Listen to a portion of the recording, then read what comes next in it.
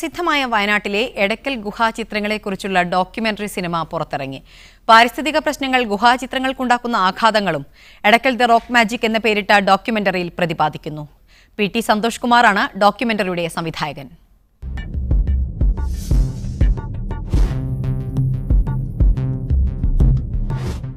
വിനോദസഞ്ചാരികൾക്കും ചരിത്രാന്വേഷികൾക്കും ഏറെ പ്രിയപ്പെട്ടതാണ് വയനാട്ടിലെ അമ്പുകുത്തിമലയിലുള്ള എടക്കൽ ഗുഹകൾ.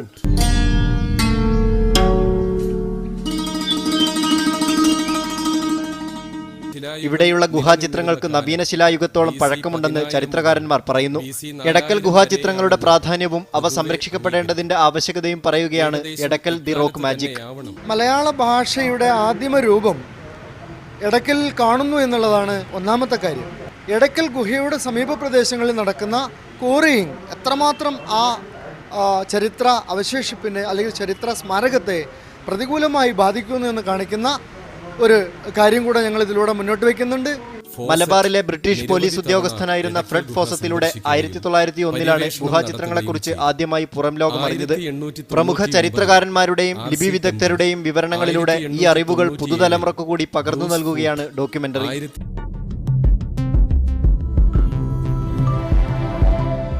മീഡിയ 1 കോഴിക്കോട്.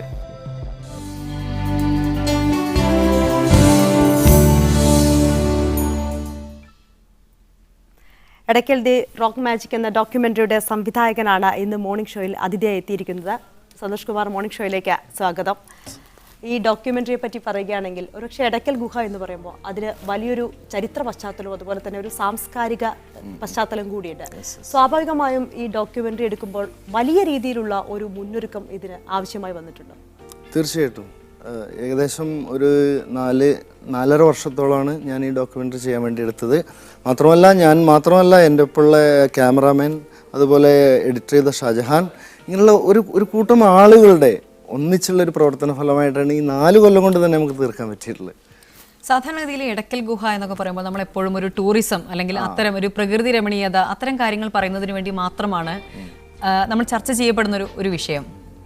അതൊരു വലിയ പാരിസ്ഥിതിക പ്രശ്നമാണ് അല്ലെങ്കിൽ ഒരു പ്രകൃതിയോടിണങ്ങി നിൽക്കുന്ന ഒരു കാര്യമാണ് എന്നുള്ളത് വരുന്നത് വളരെ അപൂർവമായ രീതിയിലാണ് പറയപ്പെടാറുള്ളത്.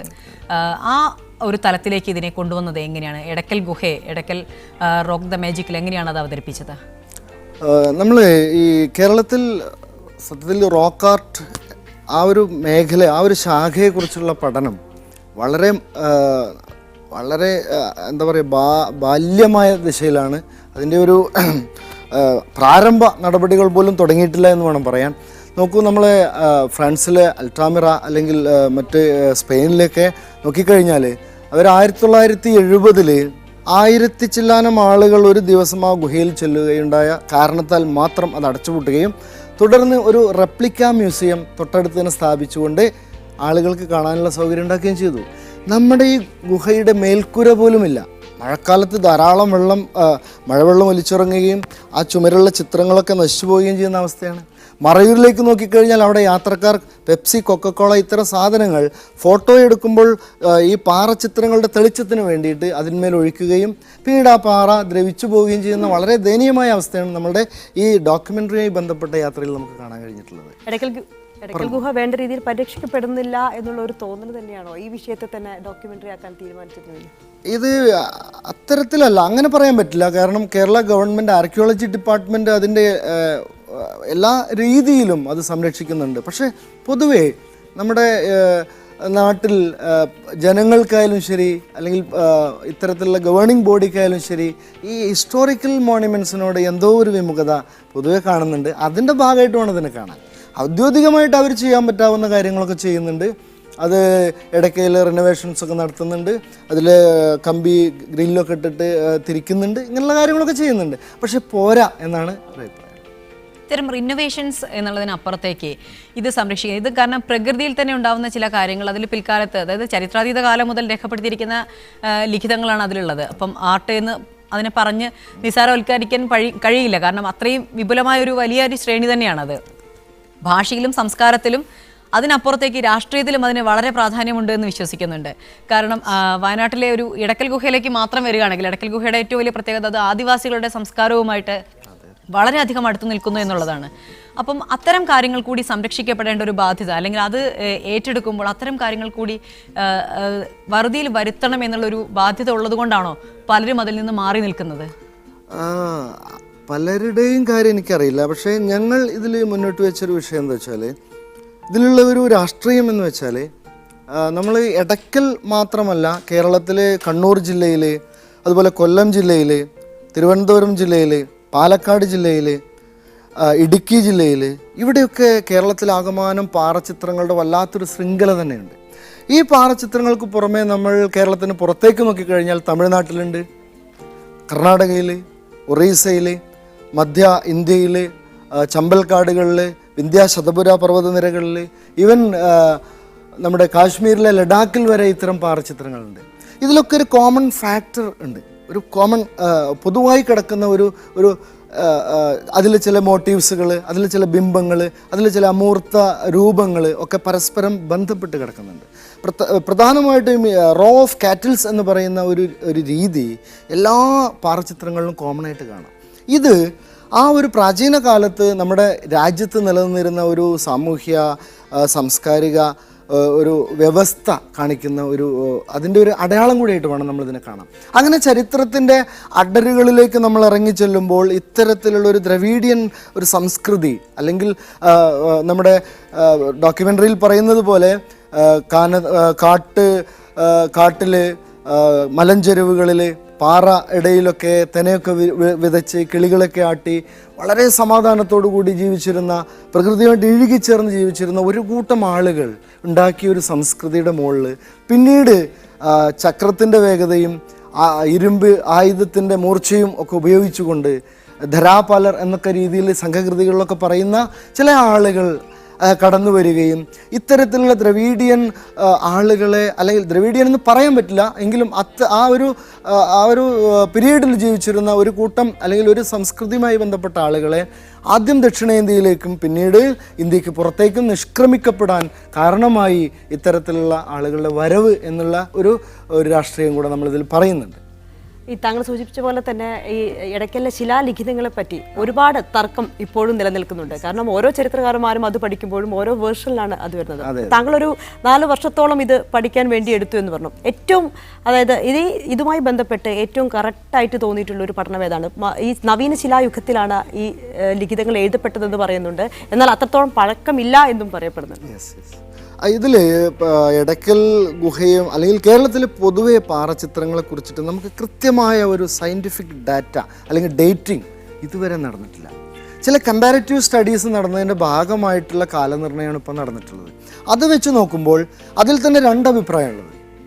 ഒരു കൂട്ടർ പറയുന്നു ഒരു അയൺ പീരീഡിൽ, മെഗാലിത്തിക് പീരീഡിലാണ് ഇത്തരത്തിലുള്ള എടക്കൽ പോലുള്ള സ്ഥലങ്ങളിലെ പാറച്ചിത്രങ്ങൾ ഉണ്ടായതെന്ന് പറയുന്നു.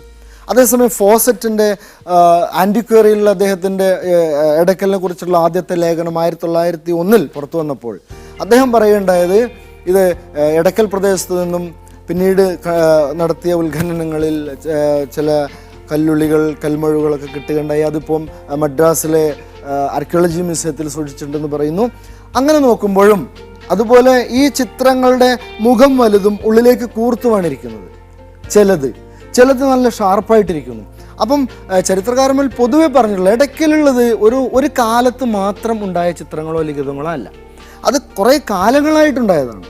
അതുകൊണ്ട് തന്നെ എനിക്ക് തോന്നുന്നു ഞങ്ങളുടെ ഈ ഡോക്യുമെൻ്ററിയുടെ ഒരു പഠനവുമായിട്ട് മുന്നോട്ട് പോയതിൻ്റെ പിൻബലത്തിൽ എനിക്ക് തോന്നുന്നു ഇത് നവീന ശിലായുഗത്തിൽ തുടങ്ങി ഇരുമ്പ് യുഗത്തിലൂടെ തുടർന്നു പോന്നിട്ടുള്ള ഒരു പ്രോസസ്സാണ് ഈ എടക്കൽ ഗുഹയിൽ ഉണ്ടായിട്ടുള്ളതാണ് എനിക്ക് തോന്നുന്നത്. GS നാരായണനും അതുപോലെ തന്നെ MR രാഘവരും അവരുടെ പഠനങ്ങളിൽ ഈ കാര്യം തന്നെ സൂചിപ്പിക്കുന്നുണ്ട്. കാരണം ഒരു കാലഘട്ടത്തിൽ മാത്രമായിരുന്നില്ല എന്നുള്ളൊരു കാര്യം.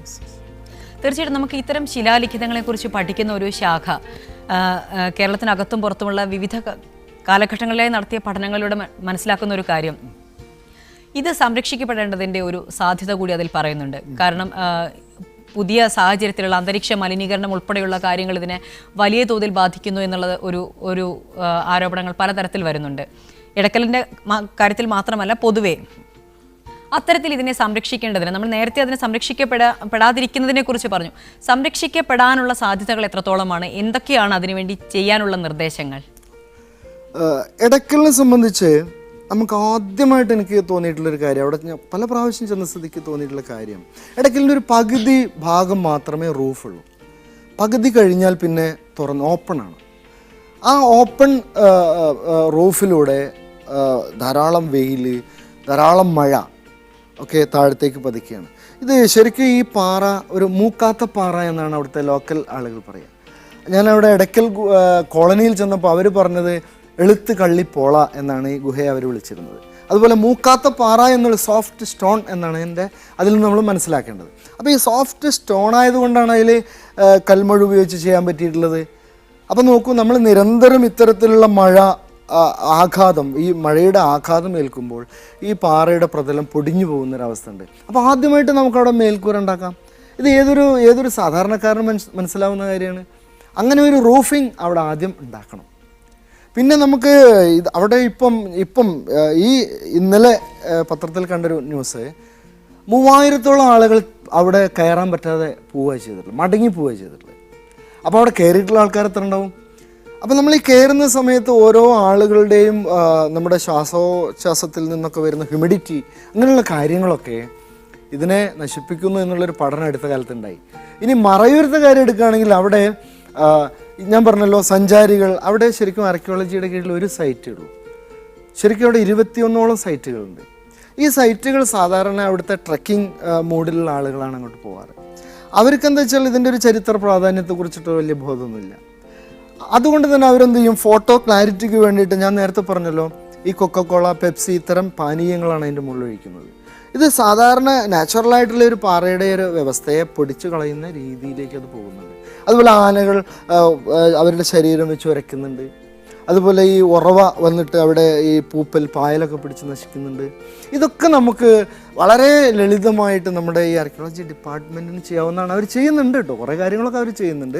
എങ്കിൽ കുറച്ചുകൂടി എന്താ പറയുക, ഒരു ഗൗരവതരമായ ചില കാര്യങ്ങൾ ഈ കാര്യത്തിൽ നമുക്ക് ചെയ്യാവുന്നതാണ് എന്നാണ് എനിക്ക് തോന്നുന്നത്. ഈ റോക്ക് ആർട്ടിനെ കുറിച്ച് പറഞ്ഞുകൊണ്ട് ചോദിക്കുകയാണ്, ഇപ്പം വിദേശ രാജ്യങ്ങളിൽ ഉള്ളതിൻ്റെ അത്രയൊരു പ്രചാരം ഈ കാര്യത്തിൽ ഇവിടെ വന്നിട്ടില്ല എന്ന് നേരത്തെ സൂചിപ്പിക്കേണ്ടേ.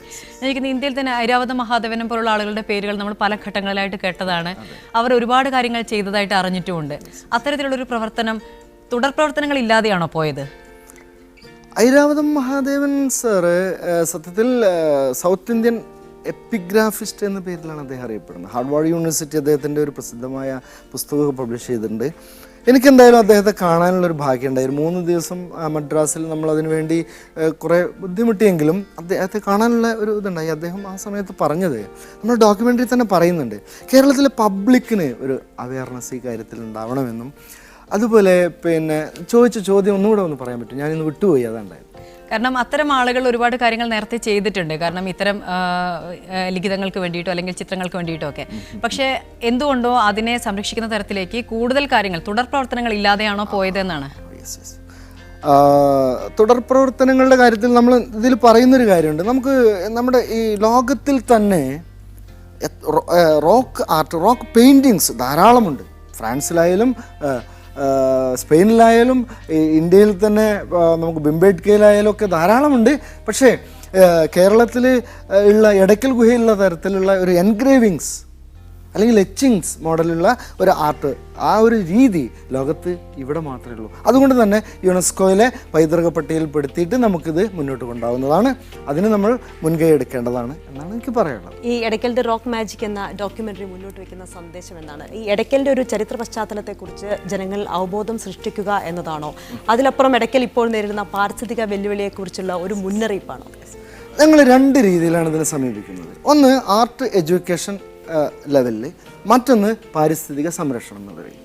അപ്പം ആർട്ട് എഡ്യൂക്കേഷൻ എന്നുള്ള രീതിയിൽ നമ്മൾ കേരളത്തിലെ ഫൈൻ ആർട്സ് കോളേജുകളിലെ വിദ്യാർത്ഥികൾക്ക് ഈ റോക്ക് ആർട്ടിനെ കുറിച്ചുള്ള അവയർനെസ് ഉണ്ടാക്കുക.